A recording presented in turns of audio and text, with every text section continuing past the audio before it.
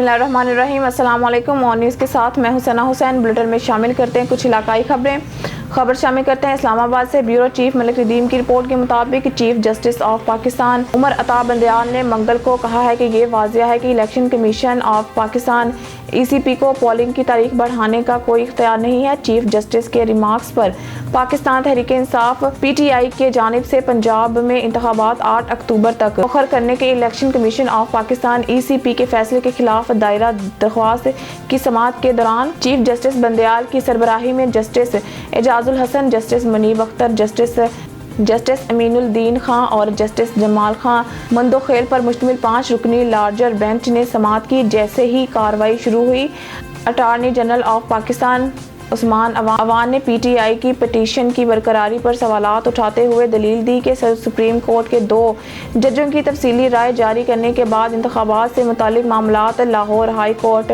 LHC को भेजे जाएं, जिस बयान का मौक़िफ़ था कि इस मामले में पहले ही सोमोटो को 3 से 4 से मुस्तरद कर दिया गया है।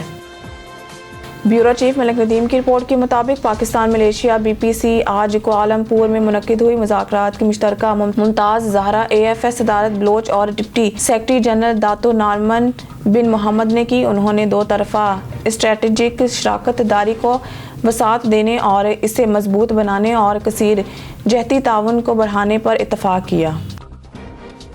ब्यूरो चीफ मलिक नदीम की रिपोर्ट के मुताबिक अफगानिस्तान के लिए जर्मनी के नुमाइंदे इरक किरज़ोइल ने आज सेक्रेटरी खारजा असद मजीद खान से मुलाकात की। सेक्रेटरी खारजा ने पुरअमन, खुशहाल, मुस्तहकिम और मुंसलिक अफगानिस्तान के लिए पाकिस्तान की ख्वाहिश का आदा किया।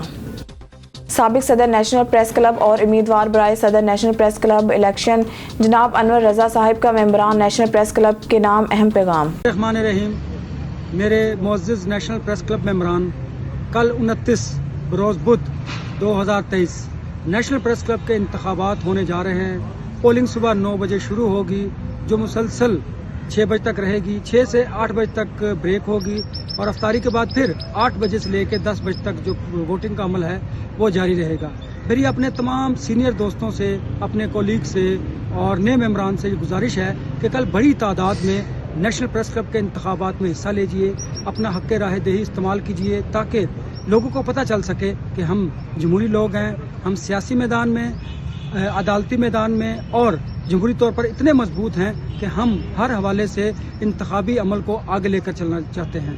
दोस्तों, किसी किस्म की कोई तखरीबकारी या ऐसी कोई बात नहीं सोचनी। हम पढ़े लिखे बाशऊर लोग हैं। हमने पुरअमन तरीके से अपने इंतखाबी अमल को मुकम्मल करना है और लोगों को, मुल्क को, कौम को, आवाम को ये बताना है कि हम वाकई ही आवाम में शऊर बेदार करते हैं और हम जमहूरी लोग हैं। हम आइन और कानून की बालादस्ती पर यकीन रखते हैं। कल 29 मार्च 2023-24 के सालाना इंतखाबात नेशनल प्रेस क्लब होने जा रहे हैं। आप सब ने बड़ी तादाद में आना है, अपना हक़ राह दही इस्तेमाल करना है, ताकि हम आपके वोट का तहफ़्फ़ुज़ कर सके और मीडिया फेज़ 2 के हवाले से जो अमली इक़दामात हैं उनको अमली जामा भी पहना। ब्यूरो चीफ मलिक नदीम की रिपोर्ट के मुताबिक गुजरात में इंसदाद दहशतगर्दी की अदालत ATC ने मंगल को वजीर दाखिला राना सनाउल्लाह के खिलाफ 2022 में गुजरात के इंडस्ट्रियल एरिया थाने में दर्ज दहशतगर्दी के मुकदमे में इनके नाकाबिल जमानत वारंट गिरफ्तारी मनसूख कर दिए। गुजरात पुलिस ने सनाउल्लाह के खिलाफ 25 अगस्त 2022 को पाकिस्तान मुस्लिम लीग काफ के मुकामी रहनुमा शेख शहकाज असलम की शिकायत पर अदलिया और सरकारी अफसरान को मुबैना तौर पर धमकियाँ देने का मुकदमा दर्ज किया था। 15 अप्रैल 2021 को 19 जनवरी की तकरीर 2022 पुलिस ने इस केस को ख़त्म कर दिया था और अदालत में रिपोर्ट पेश की थी, जिसे बाद में ATC ने कालादम करार दे दिया था, जिसके बाद वारंट गिरफ्तारी जारी किए गए थे, जो बाद में इस वक्त नाकाबिल ज़मानत वारंट गिरफ्तारी में तब्दील हो गए जब वजीर 7 मार्च को पेश ना हो सके। समाअत एहतसाब अदालत के जज राना जाहिद ने आज समाअत की, जिसमें वजीर दाखिला और इनकी कानूनी टीम में पेश हुई। सनाउल्लाह ने कहा कि मैं गुज़िश्ता समाअत पर हुकूमती मसरूफियात की वजह से अदालत नहीं आ सका। बाद जज ने वजीर दाखिला के नाकाबिल ज़मानत वारंट गिरफ्तारी मनसूख करते हुए इन्हें 5 लाख रुपए की ज़मानती मचलके जमा करवाने का हुक्म दिया। समाअत 28 अप्रैल तक मुलतवी कर दी गई।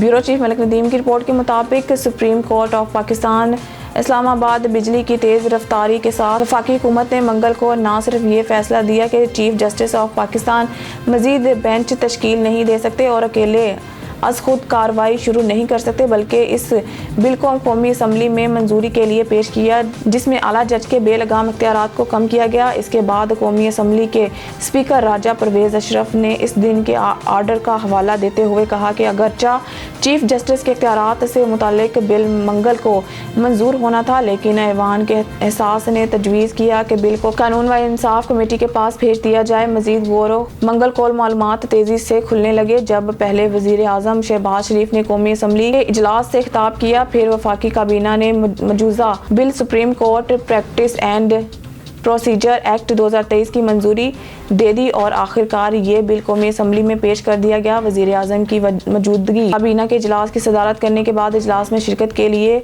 वापस आए। मौजूदा बिल के ज़रिए वफाकी हुकूमत ने चीफ जस्टिस के अज खुद नोटिस लेने के इख्तियारात को महदूद करने का फैसला किया और सुप्रीम कोर्ट की जानिब से पंजाब और खैबर पख्तूनख्वा में इंतखाबात के 90 दिनों के अंदर अंदर इंतखाबात कराने के फैसले के बाद खुद बेंच तश्कील देने के इख्तियारात को महदूद करने का फैसला किया।